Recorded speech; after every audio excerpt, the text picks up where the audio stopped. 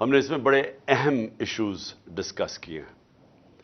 ملک کے ایشوز کہ ہمارا ملک کدھر جا رہا ہے، کون سے ایسے ایشوز ہیں جو اس وقت اس سطح پہ پہنچ چکے ہیں کہ اگر ہم نے ان کے اوپر ایکشن نہ لیے تو آگے ہمارے ملک کو بہت بڑا نقصان ہو سکتا ہے. میں سب سے پہلے جو ایشو آج اٹھانا چاہتا ہوں وہ یہ، اور میں یہ اپنے ساری 70 سال زندگی کے تجربے سے ایک چیز کہنا چاہتا ہوں کہ جو آج پاکستان میں ہو رہا ہے، جس شرمناک طریقے سے بڑے بڑے ڈاکوؤں کے کیسز معاف کیے جا رہے ہیں، میں آپ کو یقین دلاتا ہوں کہ میں نے اپنے 70 سال میں بنانا ریپبلکس کے اندر ایسی چیزیں نہیں دیکھی. بنانا ریپبلک کیا ہوتی ہے؟ بنانا ریپبلک وہ ہوتی ہے جدھر جنگل کا قانون ہوتا ہے، جدھر جس کی لاٹھی اس کی بھینس ہوتی ہے، جدھر طاقت کی حکمرانی ہوتی ہے، جدھر انصاف نہیں ہوتا، جدھر رول آف لا نہیں ہوتا. اور آج کیونکہ میں اپنی قوم کی تربیت بھی کرنا چاہتا ہوں، میں اپنے نوجوانوں کی، کہ اس ملک کی 66% جو آبادی ہے وہ 28 سال کی عمر سے کم ہے، تو میں ان کو خاص طور پہ مخاطب ہوں کہ دیکھیں میرے نوجوانوں، کوئی مجھے دنیا میں آج ملک بتا دیں جس ملک کے اندر رول آف لا نہ ہو اور وہ خوشحال ہو، اور کوئی مجھے ایسا ملک بتا دے جدھر انصاف اور قانون کی حکمرانی ہو اور وہ غریب ہو. یہ آپ کو کہیں دنیا میں نہیں ملے گا. جن دنیا کے ممالک کے اندر طاقتور کے مجرموں کے لیے ایک قانون، جس طرح میرے نبی صلی اللہ علیہ وسلم نے کہا تھا کہ جب طاقتور چوری کرے تو اس کو پکڑو نہ، اس کو این آر او دے دو، اور صرف کمزور غریب لوگوں کو، چوروں کو جیلوں میں ڈالو، وہ ملک تباہ ہو جاتے ہیں. ہم تباہی کے کنارے کے اوپر کھڑے ہیں. میں آج صرف یہ، ہماری معیشت بالکل تباہی کی طرف جا رہی ہے. اس معیشت تباہی کی طرف جا اس لیے رہی ہے کہ ہمارے ملک کے اندر انصاف نہیں ہے. اور انصاف یعنی میں نے اپنی زندگی کے اندر اس طرح کا ظلم نہیں دیکھا جو آج ہو رہا ہے. چن کے اس ملک کے بڑے بڑے ڈاکو جو اس ملک میں بھاگے ہوئے تھے، مفرور تھے، کیونکہ ان کے اوپر کرپشن کیسز لگے ہوئے تھے، آج وہ سارے باری باری واپس آ رہے ہیں اور ان کے سارے کیسز ختم ہو رہے ہیں. ایک طرف جیل بھرے ہوئے بیچارے غریب لوگوں سے، چوروں سے، چھوٹی چھوٹی چوریوں پہ جو جیل میں، آج کل کی مہنگائی میں برے حالات، بے روزگاری، ایکسکیوز می، بے روزگاری، مہنگائی، چیزیں دن بدن مہنگی ہو رہی ہیں، کھانے پینے کی چیزیں، وہ بیچارے چوری کرتے ہیں، چھوٹی چوری کرتے ہیں تو وہ جیلوں میں چلے جاتے ہیں. اور وہ لوگ جنہوں نے دونوں ہاتھوں سے 30 سال سے اس ملک کو لوٹا ہے، یہ جو دو بڑے خاندان جن کی چوریوں کے اوپر کتابیں لکھی ہوئی ہیں، ایک ریمنڈ بیکر کی کتاب ہے دی وے آف دا ورلڈ، یہ زرداری اور شریف خاندان کے اوپر پورا چیپٹر لکھا ہوا ہے ان کی چوری کے اوپر، کہ ملک کا کرپشن ہوتی ہے ملک کا پیسہ چوری کرنے کا. ان کی کرپشن پہ ملک کا جو انہوں نے پیسہ چوری کیا وہ کتاب ان کی کتاب میں ہے. اور اگر یہ غلط انہوں نے لکھا تو جا کے ان کے اوپر سو کریں، جس طرح میں یہ جیو گروپ کو سو کر رہا ہوں، دبئی کے اندر بھی کر رہا ہوں، امریکہ میں بھی کر رہا ہوں، اور برطانیہ میں بھی کر رہا ہوں، کیونکہ وہاں کے قانون ایسے ہیں کہ آپ اگر کسی کے اوپر غلط چیز کریں، غلط بیانی کریں، وہاں تو وہ بڑے اسٹرکٹ قانون ہیں. تو کیوں نہیں ان کو سو کرتے؟ ادھر ایک اور کتاب ہے سوسکنڈ کی، وے آف دا ورلڈ، جس میں وہ بلاول بھٹو کی والدہ بتا رہی ہیں کہ کتنے دنیا کے اندر باہر کے ملکوں میں ان کے بینک اکاؤنٹس ہیں، وہ اس کتاب میں لکھا ہوا ہے. بی سی کی ڈاکیومنٹریز بنی ہوئی ہیں، BBC نے ڈاکیومنٹریز بنائی ہیں شریف خاندان اور زرداری خاندان کی چوری کے اوپر، تو ان کو ساروں کو پاک کیا جا رہا ہے NRO 2 دے کے۔ NRO جنرل مشرف نے دیا تھا، 4 گنا پاکستان کے قرضے بڑے تھے NRO 1 کے بعد، لوٹ مار ہوئی تھی، ہم نے اٹھایا تھا وہ بینکرپٹ ملک جو 2018 کو ہمیں ملا تھا کہ جب دیوالیہ نکلا ہوا تھا، اور یہ اب NRO 2 جنرل باجوہ نے دیا ان کو کہ یہ اب آئے ہیں سارے پاک ہو کے، اور آہستہ آہستہ ان کے سارے کرپشن کیسز ختم ہو رہے ہیں، اور ایک ایک یعنی قانون بنائے ہیں انہوں نے نیب امینڈمنٹس میں کہ ایک ایک کی کرپشن معاف ہو رہی ہے۔ اور افسوس کی بات یہ ہے کہ سلمان شہباز واپس آتا ہے، ہار پہنائے جاتے ہیں اس کو، اور اس کے بعد وہ پوری پریس کانفرنس کرتا ہے کہ کتنا ظلم ہو گیا سلمان شہباز سے۔ پہلے تو یہ بتاؤ سلمان شہباز کہ آپ کی رمضان شوگر مل کے اندر نوکروں کے پاس 16 ارب روپے، 1600 کروڑ روپیہ کیسے ان کے بینک اکاؤنٹس میں آ گیا تھا؟ پھر اگلا جواب دو کہ 4 وہ مارے گئے ہیں، 4 آپ کے گواہ ہارٹ اٹیک سے مرے ہیں، اور جو انویسٹیگیٹ کر رہا تھا ڈاکٹر رضوان وہ بھی ہارٹ اٹیک سے مرا ہے۔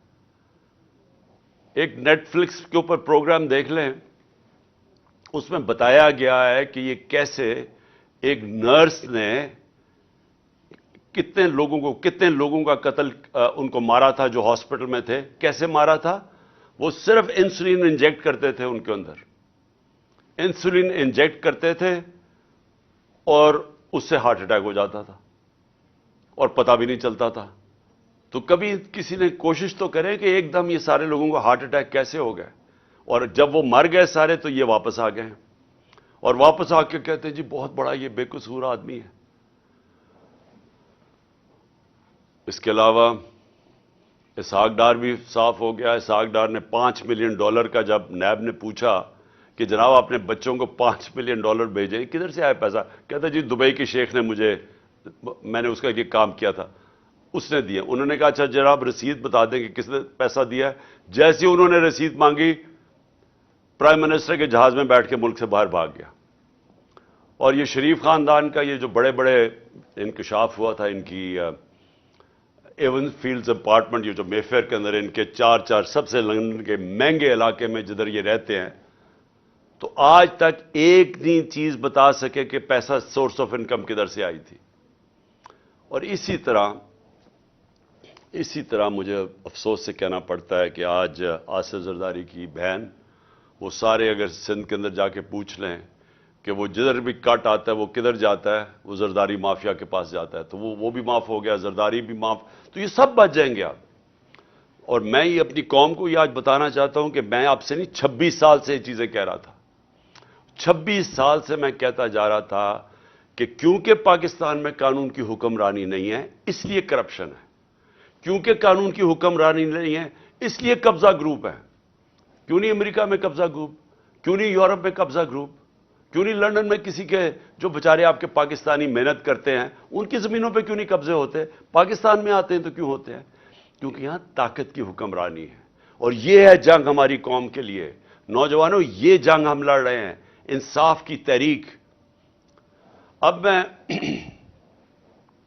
میں دوسرے پہلو پہ آتا ہوں، معیشت کے اوپر۔ میں نے اس کو پچھلے 2 دن بھی بات کی ہے، میں صرف یہ پھر سے اپنی قوم کو آج کہنا چاہتا ہوں کہ کوئی بھی معیشت کو سمجھتا ہے، سب سے پہلا اصول معیشت کا کیا ہے کہ سیاسی استحکام ہو، پولیٹیکل سٹیبلٹی ہو۔ معیشت کبھی بھی اس معاشرے میں نہیں چل سکتی جب لوگوں کو، میں اگر انویسٹر ہوں، میں بزنس مین ہوں، جب مجھے یہی اعتماد نہ ہو کہ میں آج پیسہ لگاتا ہوں تو کل کیا ہوگا، مہینے کے بعد کیا ہوگا، 6 مہینے کے بعد کیا ہوگا، انسرٹنٹی جب ہوگی معاشرے میں، کبھی بھی اس معاشرے کے اندر سرمایہ کاری نہیں آتی۔ آج بزنس بالکل رک گئی ہے پاکستان میں۔ 88% پاکستان کے بزنس مین کہتے ہیں کہ ہمیں کوئی اعتماد اس حکومت پہ نہیں ہے۔ آج 100% تقریباً جو بیرون ملک جو انویسٹرز ہوتے ہیں، جن کو جو کدھر سے لیتے ہیں کہ ملک کی معیشت کے کیا حالات ہیں. کریڈٹ رسک کہ آج ان کو یہ خوف ہے، تقریباً 100% پاکستان کی کریڈٹ رسک بڑھ چکی ہے کہ اگر پاکستان کو قرضہ دے گا تو وہ واپس نہ ہونے کی اس کی چانس 100% پہ پہنچ گئی ہے. جب ہم تھے اپریل کے اندر تو 5% تھی. تو یہ جب سے یہ آئے ہیں تو کسی کو نہ باہر نہ اندر اعتماد ہے پاکستان کی اکانومی پر. لہذا اکانومی سکڑتی جا رہی ہے، گروتھ ریٹ نیچے جا رہی ہے. 6% پہ ہم چھوڑ کے گئے تھے، آج 0 پہ پہنچ گئی ہے. اس کا مطلب بے روزگاری بڑھتی جا رہی ہے. اس کا مطلب کہ فیکٹریاں جو بند ہوتی جا رہی ہیں اور جو بے روزگار لوگ نکل رہے ہیں. ایک طرف مہنگائی ہے، دوسری طرف بے روزگاری ہے. کیسے لوگ تنخواہ دار لوگ کیسے گزارا کریں گے آج؟ اوپر سے کسان علیحدہ رو رہا ہے، بجلی کے بل اسمانوں پہ ہیں، ڈیزل کی قیمت جو ہم 150 روپے لیٹر چھوڑ کے گئے تھے، آج عالمی منڈی میں تیل نیچے آ چکا ہے. ہمارے دور میں 115 سے لے کے 103 روپے $103 تھا. 115 سے $103 بیرل تھی انٹرنیشنل مارکیٹ میں. آج وہ $80 سے نیچے آ گئی ہے. لیکن ڈیزل کدھر ہے؟ پٹرول کدھر ہے؟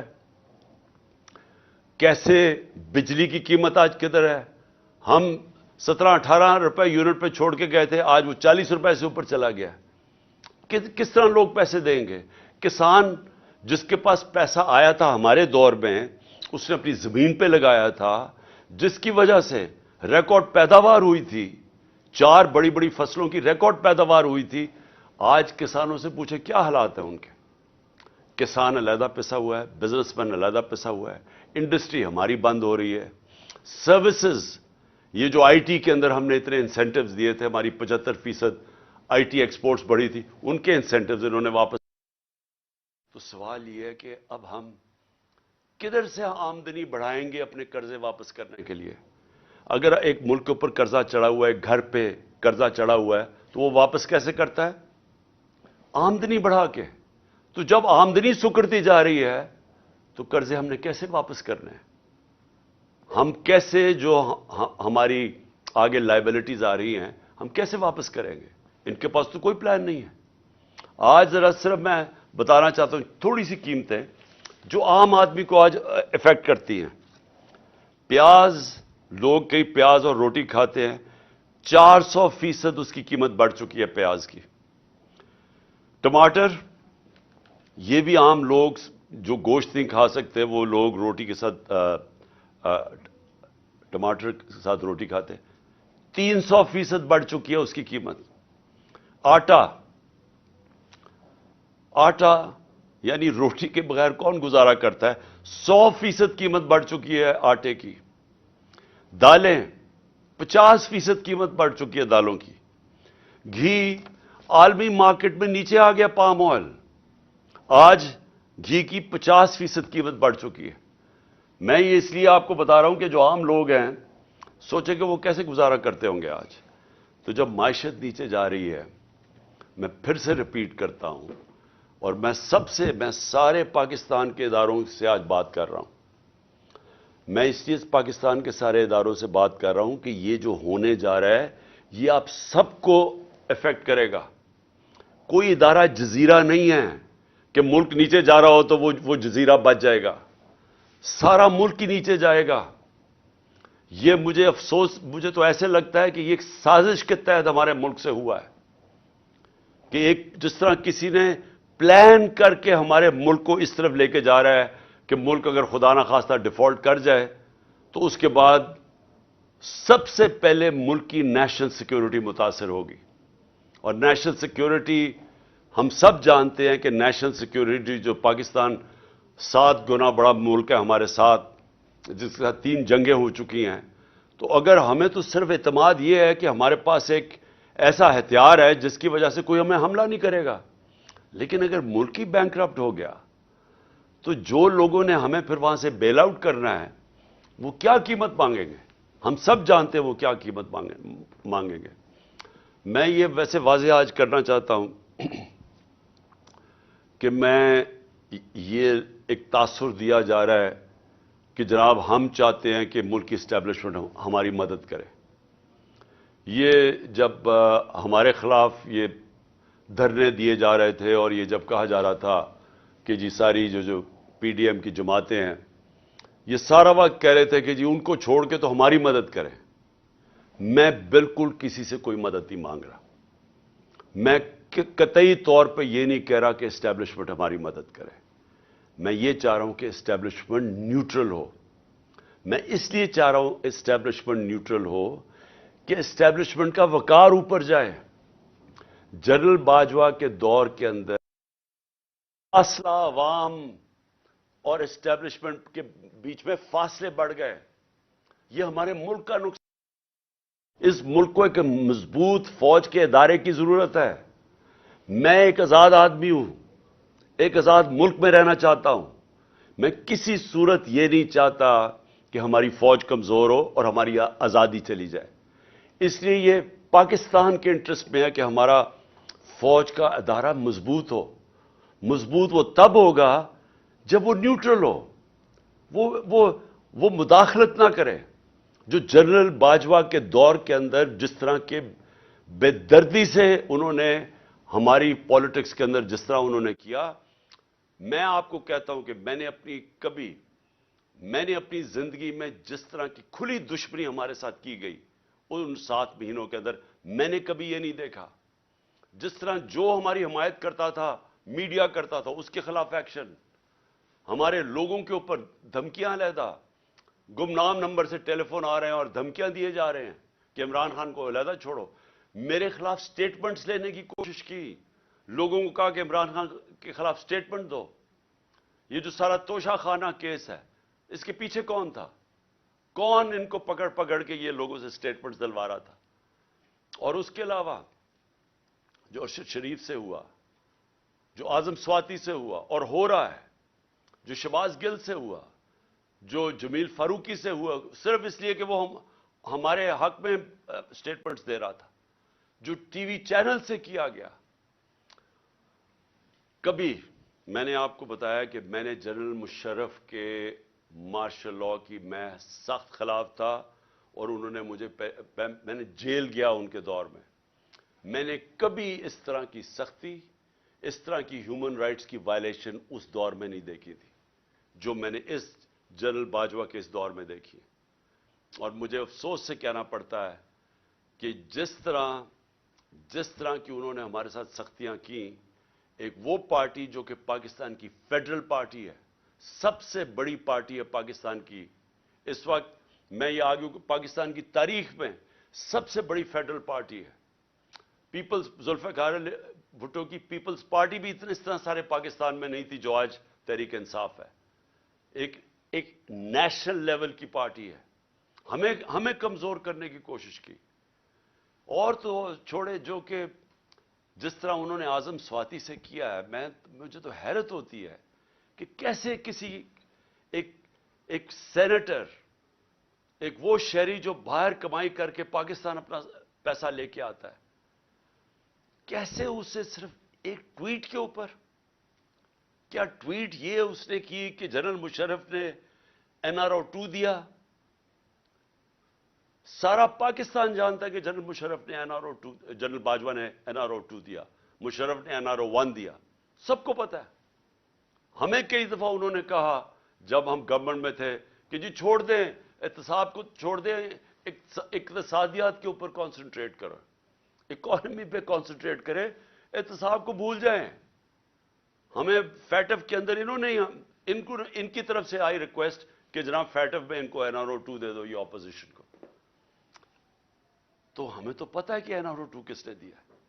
تو اگر اعظم سواتی نے یہ ایک ٹویٹ کاری دی, یہ اس کی اتنی بڑی سزا تھی کہ اس کو پہلے پوتوں اور پوتیوں کے سامنے گھر میں 3 بجے گھس کے مارا گیا, پھر اس کو ننگا کر کے ISI نے اس کو مارا علیحدہ, اور اس کے بعد اس کو جو کیسٹ اس کی بیوی اور بیٹی کو دی گئی وہ گندی کیسٹ, اور اس کے بعد اب اس کے اوپر 30 کیس اور کر دیے. اس عمر میں آدمی کو کبھی کوئٹہ جا رہا ہے اور کبھی سندھ جا رہا ہے، اور میں آج کوئٹہ اور سندھ کے ہائی کورٹس کو سلام پیش کرتا ہوں کہ جس طرح انہوں نے سٹینڈ لیا اس کے اوپر. لیکن کیا یہ ایک مہذب معاشرے میں، ایک ڈیموکریٹک معاشرے میں ہوتا ہے؟ یہ تو ڈکٹیٹرشپ میں بھی اتنا برے حالات نہیں تھے. اور اس کے بعد شہباز گل، اس کے اوپر 8 کیس اور کر دیے ہیں. میں ایکس پرائم منسٹر پاکستان کا، مجھے پتا ہے کس نے گولیاں، کون یہ، کس نے میرے اوپر قاتلانہ حملہ کیا، مجھے پتا ہے وہ کون ہے. میں اپنی ایف آئی آر نہیں کٹوا سکا تو اور کون کٹوائے گا پاکستان میں؟ اور کون آج مجھے بتائے کمزور آدمی، اگر ایکس پرائم منسٹر، سب سے بڑی پارٹی کا ہیڈ، اگر وہ نہیں کر سکتا تو باقی کون کر سکتا ہے؟ تو یہ ہیومن رائٹس کا حال ہے آج. ہم بات کرتے ہیں کہ جی مقبوضہ کشمیر میں بڑے برے حالات ہیں، تو یہاں کیا ہیں؟ یہاں کون سے ہیومن رائٹس رہ گئے ہمارے؟ اور مجھے بڑے افسوس سے کہنا پڑتا ہے، میں پوری ریسپیکٹ سے میں اپنی اعلیٰ عدلیہ سے پوچھنا چاہتا ہوں کہ دیکھیں، اگر آپ ہمارے فنڈامنٹل رائٹس کی، اگر آپ ان کی حفاظت نہیں کریں گے تو اور کون کرے گا؟ کیا کوئی باہر سے آ کے ہمیں کرے گا؟ ہم بار بار یہ کہہ بیٹھے ہیں، ارشد شریف کی والدہ کی فریادیں سنیں، ہمیں پتہ ہے اس بیچارے سے کیا ہوا ہے.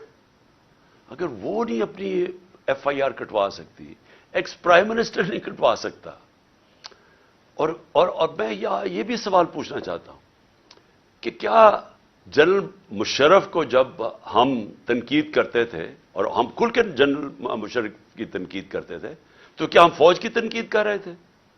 سب کو پتا تھا کہ جنرل مشرف کی ہم تنقید کر رہے ہیں، ہم فوج کی نہیں. یہ قوم فوج کو پیار کرتی ہے، کیونکہ قوم کو پتہ ہے کہ ہمیں وہ آزاد رکھنے والی ہماری فوج ہے. تو آج اگر میں جنرل باجوہ کی جو بھی تنقید کرتا ہے، جنرل باجوہ نے وہ پاکستان سے کیا جو دشمن نہ کر سکے. 7 مہینے کے اندر وہ اکانومی جو اپنی 70